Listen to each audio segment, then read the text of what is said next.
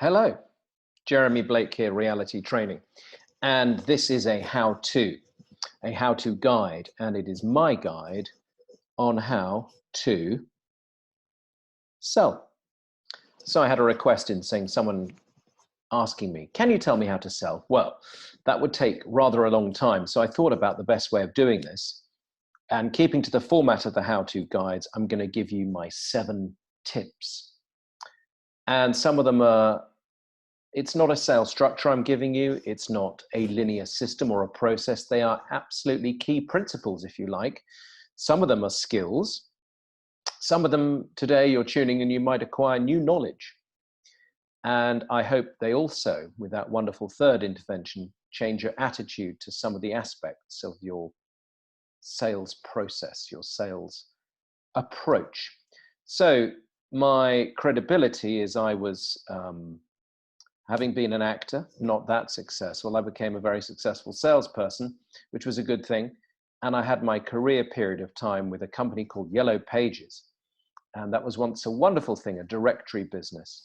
And we sold websites at the launch of websites with Yell.com. We sold advertising in print directories and talking pages.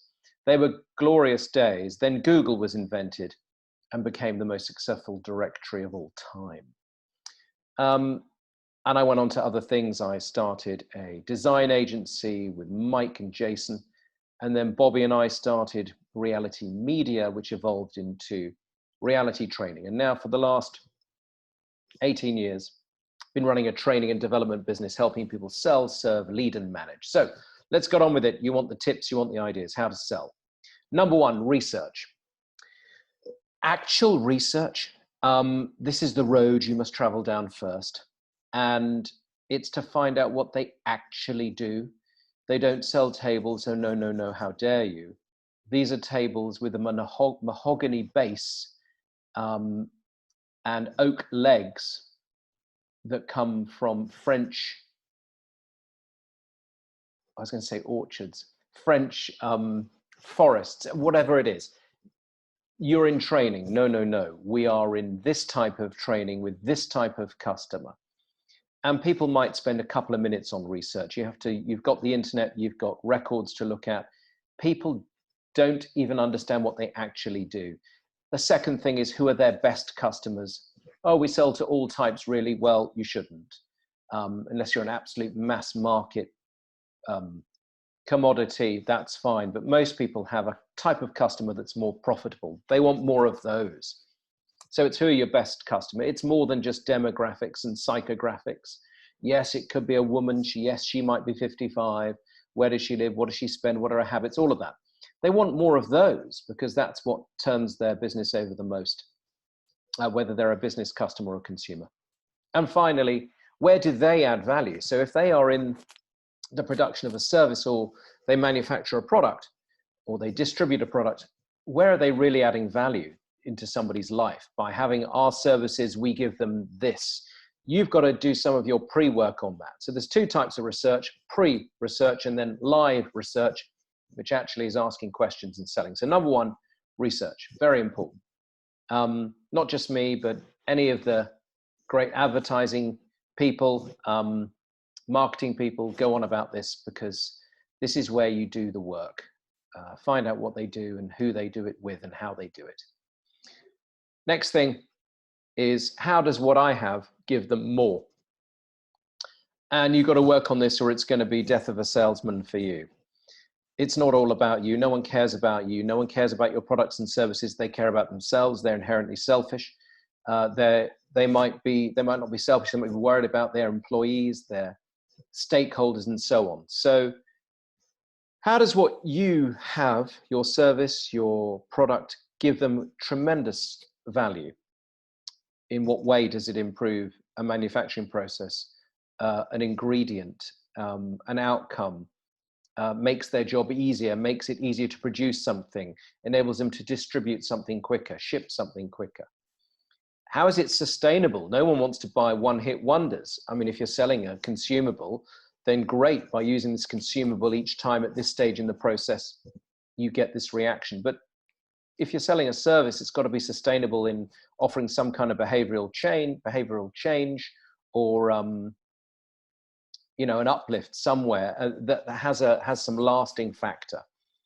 And it's not what you think they want, it's more of what they want. And this is where live research comes in. You're talking to somebody and they say, oh, actually, we just want this. And you're thinking, oh, golly, you don't just want to make money. No, they might want to occupy more warehouse space. They might be interested in market share. They might be interested in having less employees, all sorts of things. You can't guess what people want, you find out. So next thing is ask questions no one else is asking, / should be a question mark. And Mary Poppins is very good at this, cutting to the chase and seeing through people, asking something that they're not expecting. So here's a few of my favorites. Don't know what's happening with my reveals here. What would happen around here if this doesn't happen? They're talking about their dreams and their ambitions and a little bit of winding. Okay, so let's just say this completely falls flat. What happens around here? And they think around here because that's the geography, that's the environment. You may be talking to them over one of these systems and they go, well, my office would have to reduce, we'd have to lay people off. Our manufacturing side would diminish, whatever it is that they're involved in. Are you interested in more business? Of course, or more profitable business. What you mean, I do less, but I earn more? Well, yes. And I learned this very on at Yellow Pages, and with my first business partner, Mike, when we started the design agency, was, do you really want to be a busy fool? Or are you actually better off doing a little bit less, but you're charging more, you're offering a higher value service? So when I was at Yellow Pages and I met a plumber, a builder, a tradesperson, and they would say, no job too small, any kind of work. I'd say, well, really? What are you better at? They'd say, well, ancient cottages and putting in new heating systems. Okay, so how many of those do you need? Oh gosh, one every 2 months, rather than all this other work. So this is an interesting thing, especially if you're selling to SMEs, more profitable business. And the final one is, what will you do differently when you achieve this? So people have their goals and objectives and they're sharing them with you. Okay, so you reach this, what will you do differently then? Because actually you might have to change. If you're always doing what you've always done, you'll get the same result, but suddenly you're innovating and you get a different result. Does that mean you expand? Does that mean you can add more products to sell? Does that mean you've got 3 more vans on the road? Does that mean that your coaching business has trebled in size and you need some support? Do you need employees? Who knows? So people need to think of outcomes, and you help them mentally go to the end of them and think, oh gosh, if I got there, then maybe I would do this. So that's my important tip about asking questions no one else is asking. Now, what you then do quite often is, in the selling process, before you sell your own solution, you sell back to them how good their business is. Because I often used to find, and still do, people are quite flat. They've been doing it too long. They're not as excited. And you go, wow, this is what you do, is it? Gosh, you know, your website told me so much and my research with others and other customers. But really, these are the changes that you're making to people's working lives or people's daily lives. Quite interesting that if you're talking about consumer or business to business, in someone's working life, your innovation, your service, your offering does this. That really helps them save time, make something painless, all of those outcomes, and, you know, the features, advantages, benefits system. But in somebody's daily life, wow, your cooking oil does this, whatever it may be. And selling back to them the outcomes they provide, the results, the behavioral change. Wow, so you are giving these outcomes to people, which enables them to do this. So it's the part of the business they are in their customer's business, if they're B2B. So you're providing this service, this marketing service, this accountancy service, and you're their business partner. You're in their company in this way, and that enables them to do this. Wow, I can see how important you are. And quite often you'll see their energy shift and go, yeah, we are quite good at what we do. They're a bit flat. They, I don't know, they didn't sleep well. They're not so excited. So I found this early on in my career at Yellow Pages, that when I was in telesales on the phone, I would often be letting these plumbers, builders, garden landscapers, dentists, whoever I was dealing with, tremendous variety, make them realize that what they were doing was pretty important, pretty fun, exciting. And they got more excited about it, then they wanted to market themselves, then they wanted to get more customers. So I don't think that changes whether you're dealing with an employee or an employer. Empathy, not sympathy. When you leave this person from your face-to-face, telephone, web chat, whatever, however you're selling, you want them to be in a better state after you've left them. And that means don't be sympathetic to all the negative stuff they give you. Don't spiral with them. Oh, I know it's terrible. Yes, of course, right now as I'm recording this, there's a world crisis taking place with a health problem called coronavirus. But it's not all bad. Otherwise, we'd all just be miserable and we wouldn't make any change. And all those wonderful people doing tremendous things wouldn't be able to do them. If everybody didn't actually have some energy and innovation and help others, then the world would not continue. So don't go, oh, I know it's tough and I know it's awful. That's sympathy. And the story I'll give you is the fire security story from Zig Ziglar. So he had a young chap who would go out and sell fire detection systems. And as part of his clothes, he would put it on the wall and say, so we'll put the panel here. Your central panel will be here in your office. And a couple said, well, look, this is the second time you've been to see us, but between the first time and this time, my son's come back from the Navy and he's wrapped our 4x4 around a county sign and we have to pay for that. And also in the last week, my mother's hip has gone and we've got to pay for a new hip replacement. And the other thing that we've got to do is that, you know, business is a bit down and we just don't have the money and we're all in for another $50,000 and your 7,000 fire system is the last thing we need.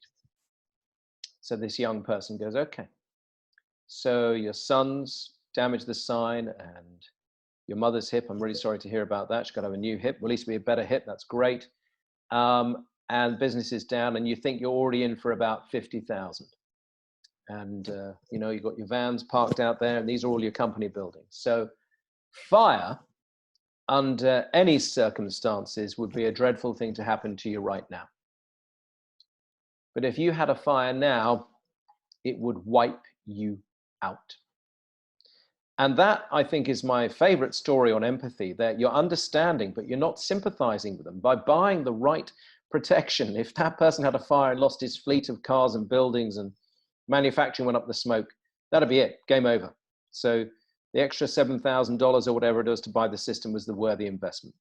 So you can do this with your siblings if you have them, or your cousins or your friends. You can be empathetic, not sympathetic.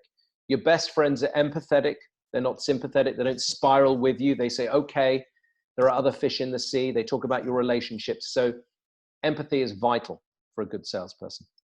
Handling objections, and the way you do this is you first of all agree. I can understand completely why you would feel that. I can understand why you'd say that, why we look expensive, why we look like an inferior solution, a nice to have, whatever it may be.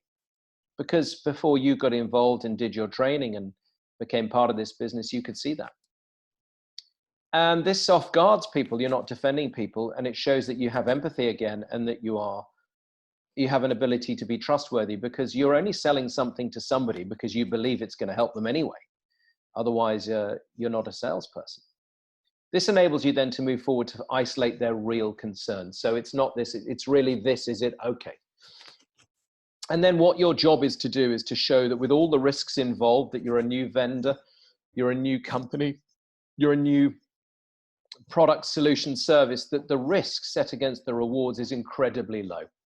And you may have testimonials, you may have other clients who have felt this, you may be a new person on the market, but your research and development shows the gap in the market and why you are a very low risk. That's what you're doing. You're handling that objection, but you do it in an empathetic style. And we have about 4 systems that we train people in how to do this. Finally, I believe your prices that you charge are not based on time. Tick tock, yes, okay. If you're building a business or you have a sales fleet and you're charging by the hour and on time, then you're doing the wrong thing, especially in the way that the world turns now and the way that we work. I mean, you can't see people working. You trust people to get on with their work now. Your prices are based on the value you bring, on the outcomes that you bring, on the lasting change and results that you bring. So with us training, if somebody said, how much are you an hour? What? I'm giving you a sales system that enables your people to use it every single hour, every single day, not for just 1 month, 2 months, but for 2 years, 3 years, 5 years. We have clients making squillions from what we've given them. I mean, one client, they're still using some of the films that we made, I think 13 years ago. And we normally have a shelf life of about 5 years. So, and they put everyone through the induction and they've hit the road flying. They hit the, you know, it's wonderful. So our stuff, just the same as marketing principles, sales principles, you can use it every single time and time again. It's not based on the hourly rate. So as a training company, charging in that way would just be insanity. And I would also urge anybody, it doesn't matter what you do, that you look at the value you bring, the cost saving, the lasting profits, the increase in reducing their production time, whatever it is. You look at the outcomes, you look at the lasting change and results that you bring. That's how you work out your prices, folks. Of course, you need to do some competitive research, but there are people in marketplaces who have such strong guarantees in their work that they charge double what anyone else does, but they're very clear on the outcomes that they're bringing.